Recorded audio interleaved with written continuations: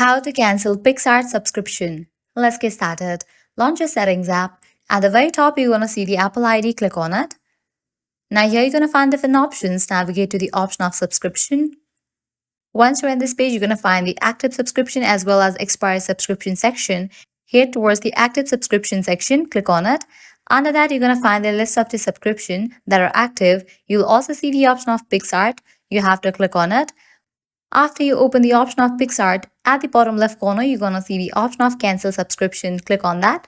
You'll get the pop-up confirm cancellation. Click on confirm, and just with that, you have canceled the Picsart subscription. Now you won't be charged anymore. And also, deleting the Picsart app or account will not cancel your subscription, and subscription renew automatically unless you cancel your subscription manually on your own. Well, this way you can easily cancel Picsart subscription. At the end, if you guys find this video helpful, don't forget to like, share and subscribe to our channel. Thanks for watching.